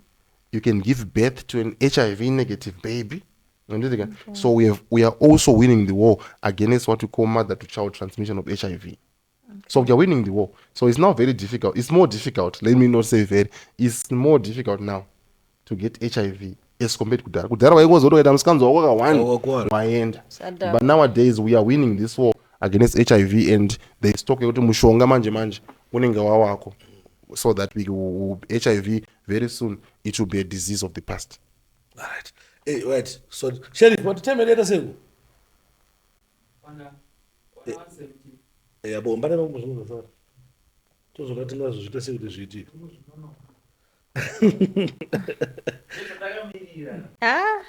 All right. Still abatapanzwisisa panyaya dzezvirwere apa dzepabonde zvana AIDS tichitapanzwisisa. But tine dambudziko ratiri kusangana naro ino mazuva ano chatochijairira vana vacho ndo zvavakutoda vanoda kudyiwa zvinhu izvi chada tingoga tangoziva kuti panodyiwa zvinhu izvi doctor tinenge tiri safe here because mazuva ano zvatochijairira ukachimwe nemusikana wako muchitanana patime yeromance paipai mumbosvika pakunodya paunodya sikarudzi. Sada kuyatsoziva kuti zvoni ndaapi marisks aripo pakudya sikarudzi.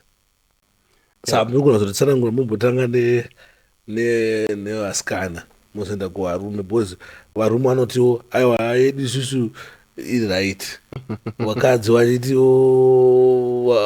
something like that. Yeah, hapana yakanaka kupfuura imwe.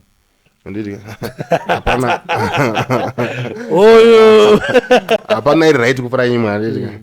Hapana iri right kupfuura imwe. When we talk about oral sex, also talk about anal sex as well. HIV, there's talk about the use of HIV yakatanga with people who were doing anal sex, and because the risk when you do anal sex of getting HIV is higher. Yeah, because you are using a hole that is not designed for anal that. sex. Yeah, I was telling you about kwandoshandanda kubasa and tichara nyaya yekuti munhu anenge asingaite mweya oita obstruction takuzooperate. You know, one of the things that we do when we are assessing this patient or even munhu ane prostate cancer is what we call a digital rectal examination. Okay. So think about these 3 words that I've mentioned. A digital. So I'm talking about digits. If I say show me your digits, these are the digits. Huh? So digital, rectal, examination. So part of our examination is to do a digital rectal examination where we insert the finger through the anus. Tinoda kufila kuti mukati umu hamuna mabundu here, hamuna cancer here kuzasi iri kubloka tsvina, handidika mune normal stew here, hamuna ropa here, kana kuti also we also want to feel for the prostate, kuti prostate iri sei, because we can also feel the prostate from prostate the you can feel the prostate using your finger. So when I'm trying to do a digital rectal examination, it's very difficult to pass a finger through the anus. It's a very small. That's true. It's a very small. So imagine when people now do anal sex, because the instruments that they're now using, they are bigger and thicker than the fingers and than the finger. So it's a wall that is not designed for that. So if you have anal sex, you're going to have ulcerations, maronda, all because of the friction and the force negation. And when that happens, panosangana ropa, anus and the penis, pane high risk of transmitting HIV.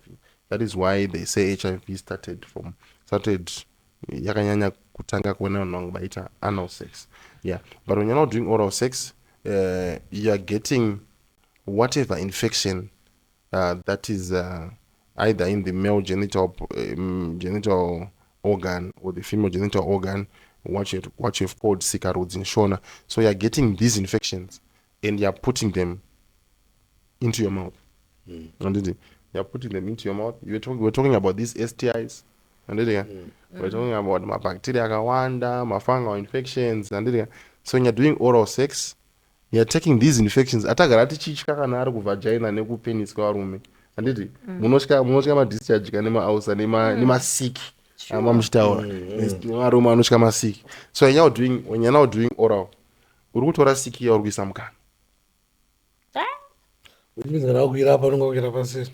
So some people will come to us vava nema symptoms ema STI amajaira kuona kuzasi dzimwe nguva mukanwa, dzimwe nguva waane maronda mukanwa, waane ulcerations, waane patch white zvirimo, kana waane fungal infection anenge kuita mukanwa.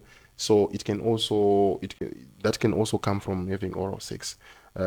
In women, we also talk about cervical cancer. Cervical cancer that is caused by a virus that is called HPV. So in having oral sex, you're also taking that HPV, putting it into your mouth and your throat. And that HPV is also going to cause more problems. So we have got some cancer, in the long run, pharyngeal cancer, laryngeal cancer, HPV. So when you're doing oral sex, you're also putting yourself at risk of getting all these complications. This is not good. Mazwi enyu mashoma. Mazwi enyu mashoma. Ekupedzisira. Mazwi enyu mashoma kurikuta kuti zviri siyai. This is not an academic show, and whatever we are saying may not be taken as facts. People still need to go and see their doctors. People still need to see their doctors for any of the topics that we have been discussing. People still need to go and talk to their doctors.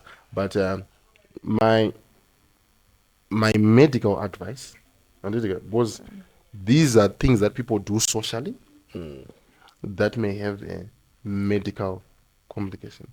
As a doctor, we discourage people from doing it. Okay. But I know that socially people are still going to do it. That's true. I think pajeka nyaya ingori kuti siyai kana mafunga kuita ite henyu tizoziva kuti mahwana achazouya. Anyway, tichipedza dhoko ndine nyaya mazuva ano vanhu vachati kudhilena havagute dhoko havagute saka topesa tati kuti ndikatakudya tumidzi tumwe tupapawa tukatiri kunwa kuti mataisaanditachanditi vakadzi hatizive kuti kune zvinhu zvinodyiwa sa hatina zvatinodya isi. No, ipressure yedu isi chatitinaye people under havasi pressure. Asi kuguta mimi wai muchiitira pressure vanhu vasina chavari kudya. inyaya yekuti vanhu havasi kuguta And hatine maindian And also that sweets patient. sa ezvi tine kapawa dhoko tikapawa yekuti pana patedza kakamhonzi kashayika patedza mvura vanhu vazhinji havana kufara nekushayika kwako because problem nde anomenshina mabrands anotikwadzisa. right no editor right mozotikatirawo papatarayo but ndinondiwa twakawanda vatotese twatiri kumwa tumwe tumatonzi tinoda kuti sini ritese rirambe rakamira vamwe vanenge vachitinoita kuti urove damba refu patumwe tunhu twakawanda totinozowana mastreets tunhu twekuti unozorera vamwe vanoshandisa zvechiwanhu unonzi muchiko wewe zvakawanda zvichitengeswa zvatati chinwa chita sei zvinhu izvozvo zviri youth palevel ripi zviri right zvinokurudzirwa here? You hear a lot of people saying socially they do work. Vachitaura mastreets vanoti zvinoshanda anditi and hazvi kushanda zveshuwa dhoka and if that is what you're trying to achieve, it will work for you because people say zvinovashandira anditika isu machiremba kana tichiuya hatisi kuuya kuti tizoti hazvishandi anditika tiri kuuya kuzoti nyange zviri kukushandira zvamuda kuti zvishande anditika zvine njodzi here mangwana pautano hwedu.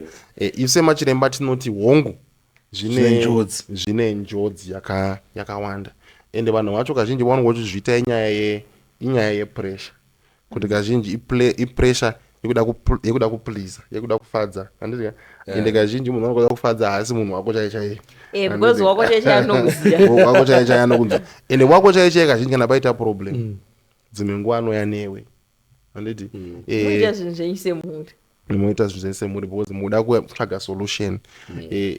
Kazhinji kuchipatara kwedu ukaona lese pana sekuru dzimwe nguva vanogara vachiuya vega kuchipatara ukaona sekuru rimwe zuva waina gogo asi sekuru vangori as normal as ever gara waziva kuti dzimwe nyaya yanyatsofambira inyaya yekuti dzimwe nguva magetsi achashande zvakanaka chinozoshungurudza chinosimukira nevakadzi vanenge vasiona handi tinoona chiremba chinozonetsa ndechekuti vapinda muofisi machiremba vanosvika vachiona chiremba wechidiki akaita seni anditika zvaakuchivanetsa kuchitanga kutaura kuti mwanangu nyaya yedu yakamira magetsi haachashanda zvakanaka. So these are things that affect vanhu vakawanda and unfortunately as Africans anditi we are not open enough or comfortable enough to discuss about these things. But if that problem affects you, chingoziya kuti you are not the only person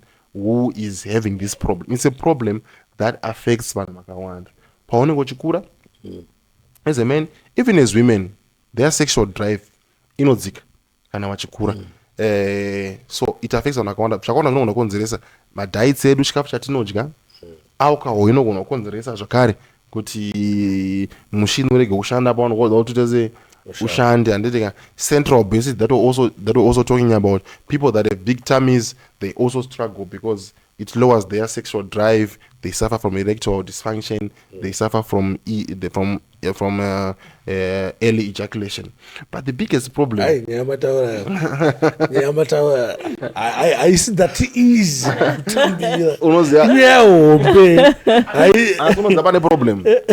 pane problem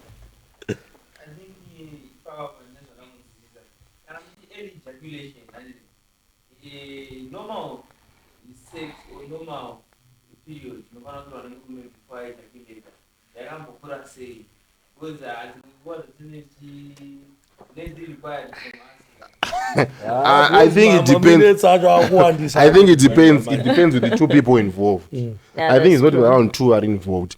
Challenge netika panyaya ye early ejaculation, premature ejaculation, and ED. Let me not say ED, erectile dysfunction.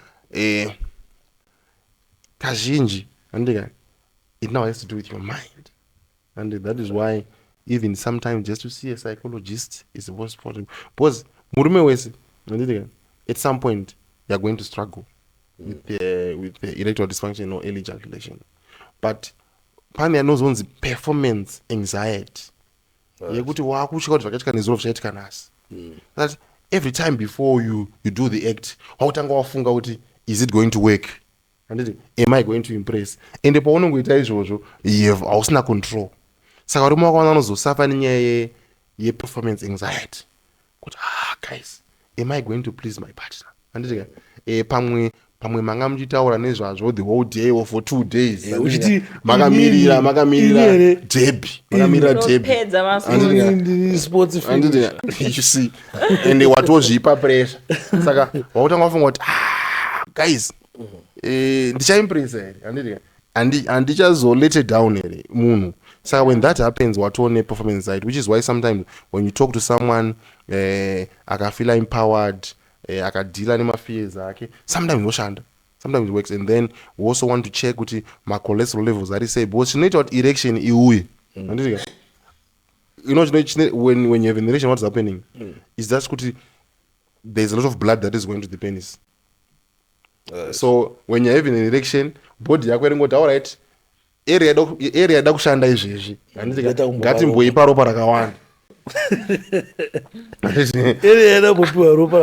Which is why ukadya izvozvo, ukadya sapa, anditika ukadya sapa body yako kuti tadya, anditika saka takufanira kuprioritize digestion, anditika ukangobva kudya so wakutonzwa kuneta, unorara because hausina mamuscles, haasina energy zvakawanda, nyange kuverenga brain hasina ropa rashoma, andika because ropa rakuenda rakawanda kuchi rakawanda kudigestive system, anditika ropa rakaita shoma brain you can collapse, and then ropa rakuenda rakawanda because hapasina gravity. So now the activity now needs to start, anditika so zvinoita kuti erection imwe body rikuendesa ropa rakawanda, so ma blood vessels ako kana akavharika ropa risifamba zvakanaka, it means akuchaenda ropa zvakanaka. So vamwe vane hypertension, because with long standing hypertension and with age, tsinga dzakutanga dzakuvharika, anditika ropa rakuita shoma kumakumbo, even to the penis as well, ropa richaende zvakanaka. Kana cholesterol yako iri high mubody, ropa rako rathiki, anditika harichasvike zvakanaka rinofanira kuita, ma blood vessels akuti achiblock. So that is what also contributes kuma erectile dysfunction, early ejaculation. Vanhu vane diabetes, it's also happening with my blood vessels ava hachafise ropa zvakanaka, anditi. And then the big hormone testosterone, most men as they gain weight, as they get older, as they eat all these fast foods, all these unhealthy foods, alcohol as well, it lowers their testosterone level. So testosterone painodzika, it means kuti testosterone is the hormone that makes you a man. Yeah? Yes. Testosterone is the hormone that makes you a man. So if your testosterone levels are dropping, unogona kuzoona kuti even your sexual drive inogona kudzika, you're not able to control your erection or your ejaculation. So when people exercise, when people eat the right type of food, cut down on alcohol, drink a lot of water, make sure that you are not diabetic, or if you're diabetic, you have it well controlled, make sure that your hypertension is controlled and your cholesterol levels are low. Zvinobatsira yeso tisati taenda kuno zvo zvezvo ukazozvimwa dzimwe nguva hatikuziva madosage acho zvirongorohwa usomboziva, wangoisa mamwe maspoon akawanda nazvimbuti zvakawanda ronzi guchu, hatizive ma-ingredients mamwe arimo. So we don't know what is going to do to your kidneys, we don't know what it is going to do to your liver. So sometimes end up wakuita liver failure, dzimwe nguva wakuita kidney failure, zviri kupinda mustomach nematumbu, dzimwe nguva wakuita macancer emustomach, because we don't know kuti ma-ingredients arimo akawanda sei, and madosage acho akawanda sei, and or they have not been researched enough kuti zive kuti ma-side effects acho ari sei. Okay, doctor. Vakadzi tinogara tichita ma-arguments on how kuti togeza sei. Vamwe vanoti inofanira kuzvigezesa yega ndomagadziriro yakaitwa. Eh? Vamwe chiremba vanzwa vanoti unofana kugeza nechigumwe. So doctor, according kwamuri, which one is the best method? Was this the last question? I know, what's that one? Was that one? I think two are to Vatavara. That's all the one. You know, apana answer JJ correct. Okay. But people do say, and we do believe kuti it geza shake. And then if you want to clean, try to use just warm clean water. Because body yako inozvi-cleana yega. Zvekuisa zvigumwe zvine marisk akati one day. You may introduce infections. Oita ma infections mukati wako, ma discharge anditi. Vamwe vanhu vane malup atanjimbotaura ukaisa loop pakujunga mukati dzimwe nguva the loop can also dislodge, but unogona kuzvisa panjodzi yekuita ma infections kuzasi dzimwe nguva. If your nails are long, unogona kuzvicheka futi mukati wakuita mamota ma-abscess mukati momo. And kana wamboisa zvigunwe zvako hatichaziva kuti uchipedza wakunyasogeza maoko zvakanaka dzimwe nguva have long nails and you could be spreading infections as well. So we not usually recommend people kuti vaise zvigunwe mukati. But nenda katochena here doctor. Tochena zvemasports chezvo. Ko matumbu mako munogeza nani? Matumbu haana panozonyatsoshanda zvinyatsozikanwa nzara. Chikapu chese nechina iri kubuda matumbu wakambomucleana.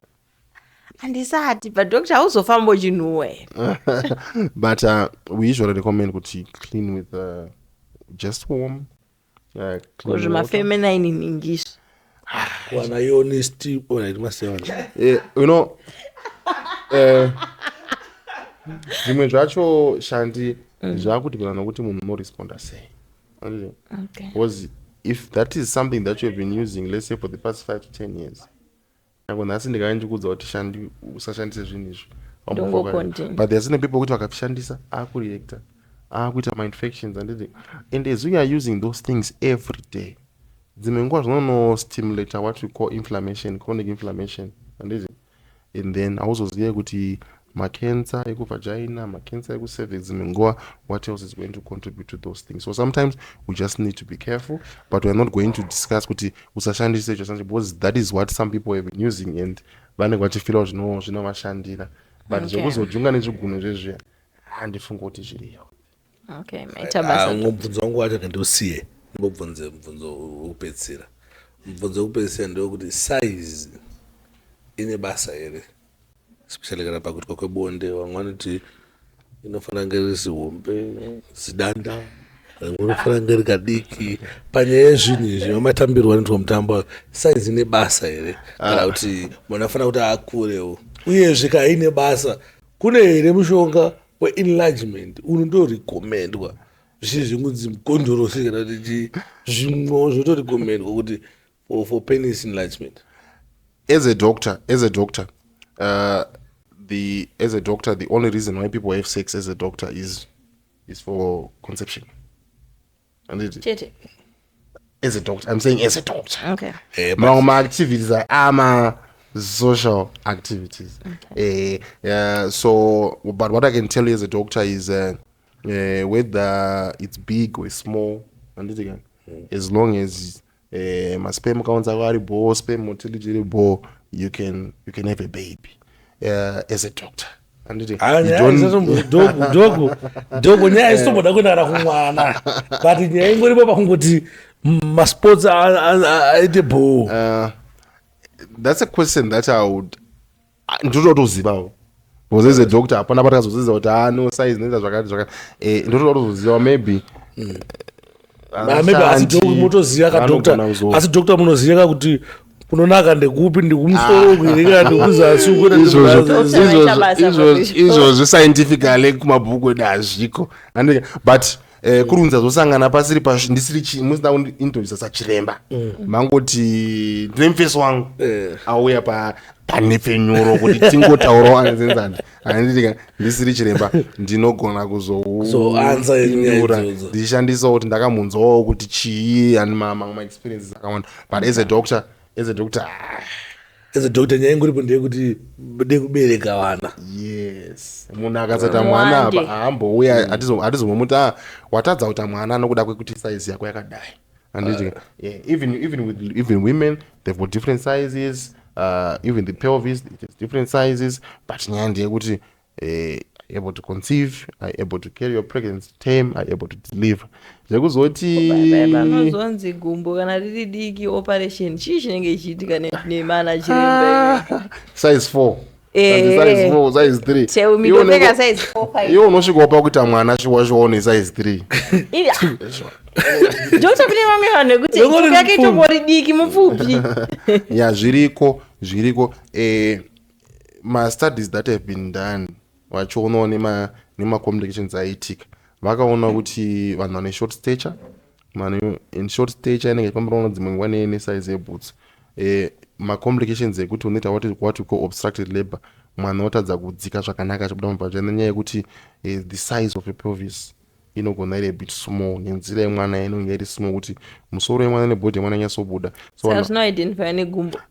Hazvi-identify negumbo anditika, but we are saying kuti it's a predictor. Okay. Anditika, you can predict kuti kana pa 100 vanga vaine gumbo size 3 vane short stature pa 100 vatikambozvarisa gore rakati pakaita 50 vanga vaine ma complications anditika, asi vanga vaine size 8 pakaita 5 vanga vaine ma complications. Ndongoshandisa ma numbers for the sake of the discussion. Unongwa kuti no, but saka this short stature could be associated with complications, but variko ma size 3 ne ma size 4 anozvara zvakanaka. Alright. But we are not saying kuti definitely, but imagine uri kumusha kwekuti ukapinda mulabor anditika hapana theater yekuti operate, hapana chiremba anokwanisa kuopa kana mukodzerisi anesthetists anokwanisa kukodzerisa, and the next hospital is very far anditika tiri kuti no tiri kukuona kuma antenatal clinic visits ako iwo it's high risk of having a complications. It's better tigare takuendesa kuchipatara chihombe anditika tokuoffer surgery anditika Caesar pane kuti tikusiye uchipinda mulabor taona zvadhakwa takutsvaga ambulance, it will be too late. Change lose some hours and the child can die. Kana let's say wapa big hospital pacho tinoona kuti right pinda ako mulabor tikumonita anditi, but pachaona zvadhakwa dzimwe nguva theater iri busy anditi, machiremba agara nemashoma kumagetsi akadzima pakati pamakusataona zvinogona kunge zviri safe kugara taurirana kuti ngatikokubhuka kuti pauchasvika 39 weeks tokuita cesarean section, what we call an elective cesarean section, usati wapinda mulabor kwozoti zira zvekumhanya anditi dzimwe nguva uchapinda mulabor pakati peusiku vonzi chiremba anga ari busy kana chakazvazoitika anditika, and sometimes there could be other emergencies that could be more dire than your emergency. So dzimwe nguva kuti pane risk yakati, it's better tigare takuoffer. Kana waramba chiremba ndakambozvara zvakanaka kana sisi wangu wakambozvara, we can monitor you, but uri pa-institution yekuti tikada kuita cesarean section kana kuti Caesar kana kuti operation, at least tikuziva kuti tiri kubva tangomhanya mutheatre tonokuoperate. Alright. Doctor, because of time maybe ngatichisire pana, because I think this one is the longest interview yataita panisenza ari panapa.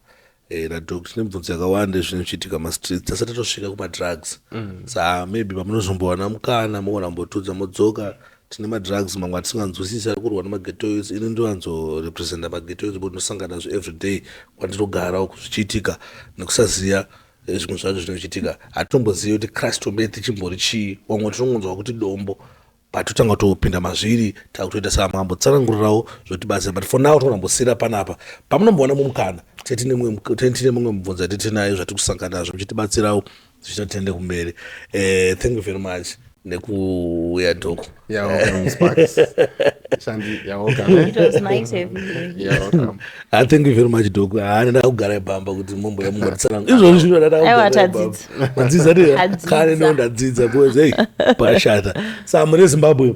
Thank you very much for supporting nekuramba muchingoona mavideos yatinouya nawo. Dhoko akazana mukana tichawadaidza futi pane mumwe mubvunzo inenge isina kubvunzwa panapa asina kuansa kana muchinge muinewo mamwe maquestions amuinawo mugona kungotipawo mucomment section, then next time paanouya Dhoko towabvunza zvakawanda zviri kuitika kumadrugs, zvakawanda zviri kuitika pane zvimwe zvirwere chaizvo zvatiri kupedzisa tazozvitsvagira tegawo zvisiri zvebonde asi zvimwewo zvatofanira kuti tinzwisise kuti chinokonzesa even ma-cardiac arrest amen but zvese zvoda kuzviziva kuti zvinokonzeswa nei. Sa for now tombogumira panapa. Thank you very much for watching, for supporting. With that, we are out.